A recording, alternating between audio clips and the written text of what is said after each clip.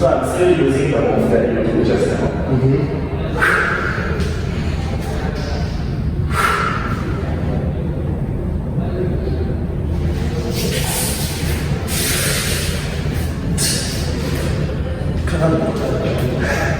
Yeah, so this is more level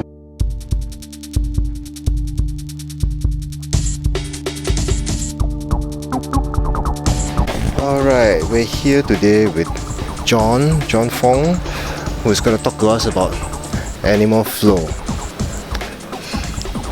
Right, John, so first off, what is animal flow? I mean, the name itself is already quite unusual for an exercise program.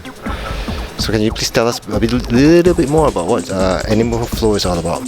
Okay, so animal flow is more of like a body weight training that involves your coordination, mobility, flexibility, strength, in all aspects. So you can see it as a calisthenic kind of exercise, mainly involve floor-based movement.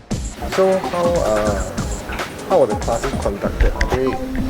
Are they conducted in a class, in a gym on a one-to-one basis, or in a class format? Animal Flow is a very flexible program, so it can be conducted as a group-based format, or it can be also conducted in a one-to-one. It can be used as a warm-up, it can be used as a cool-down, it can also be used as a HIIT drill, can also be used as a more of like a meditative approach kind of hobbies or exercises. So generally in a class format, there are a few ways to conduct the animal flow class. You can go for a call out, that means the instructor will be doing a move call out, and then you are going to execute the move on the spot. It can be a free flow, or it can also be a choreographed flow. So the main approach that I will be using is mainly drilling the participants to get themselves familiar with their body awareness and to build up their coordination before I jump into a choreography flow to throw in more dynamic movement together with them. Then we'll execute it together. There are a limited number of moves that you combine together. It's a bit like yoga, something like yoga, where they have 30-something moves and then you combine them, something like that. So yes, it's something like a combination of moves, because for animal flow, the focus itself is about transitions. Once you master the body position of each poses, so it's up to your creativity to come up with your fun transitions. That's why it's very flexible and fun in a way, because it's not so stagnant that like, oh, I'll be executing this exercise for X number of reps. So it's more of like how to link move A to move B, or how to link a move A to a move Z, for example. Yeah, so it's just more of like that part that triggers a lot of thinking, that makes it more fun. Are there any major risks involved in taking part in animal flow? Generally, there are no risks involved unless the participants might have some wrist injuries before, or they are just not comfortable with putting their hands on the ground because of certain position that injured their wrist. If not, it's generally healthy for everyone. Okay, so anybody of any age can do this? Yes, anybody of any age can do animal flow. It's just a matter for the instructor to scale up the movement or scale down the movement. Depends on their fitness level. Are there any additional kind of equipment or apparel that they need when they take part? There's no equipment needed. In fact, you don't even need your shoes. Yeah. So because for movement practice, generally most movement practitioners don't really like to put their shoes on. Just it kind of like makes you more grounded in a way when you come to the practice itself, and you're more aware of your feet placement. It kind of like make you more aware of how you are placing your feet on the ground when you are doing your floor-based movement. So because certain feet angle might require you to go into like supination, then more pronation, and with barefoot you are more able to take note what position you are actually looking for. Would you be able to give us a little bit of a history about how animal flow came about? Okay, so animal flow is created by this guy called Mike Fitch in the US. He originally started off with the usual gym training that everyone is going to the gym and work out, but then after a while he kind of get bored of it. Like he's questioning himself that like this is a very routine based training, like is this the body that he wants? So he wants something more. So he started to explore more movement practice like parkour, gymnastic. I think he also do capoeira, yoga.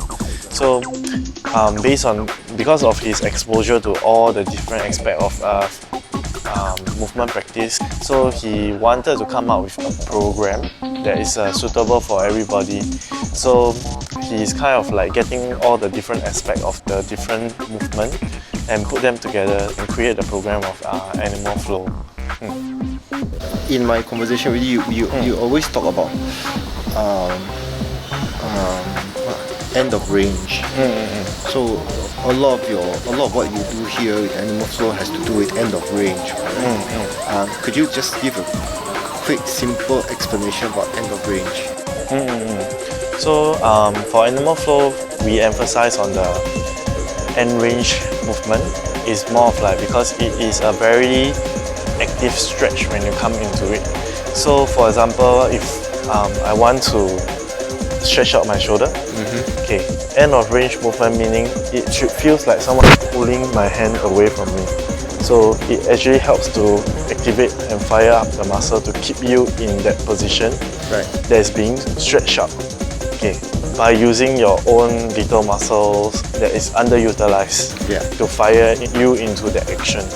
So for animal flow, in order to yield the best benefit out of it, so you have to have a strong, it teaches you how to have a strong core stabilization, because in order for this thing to happen, you need to stabilize the main core so that you can actually stretch it out by pushing the end of the hands out. So that will help in terms of helping someone to understand you need to learn how to stabilize. Then you can challenge yourself into end range. Then when you gain that end range of movement is through firing the muscle itself.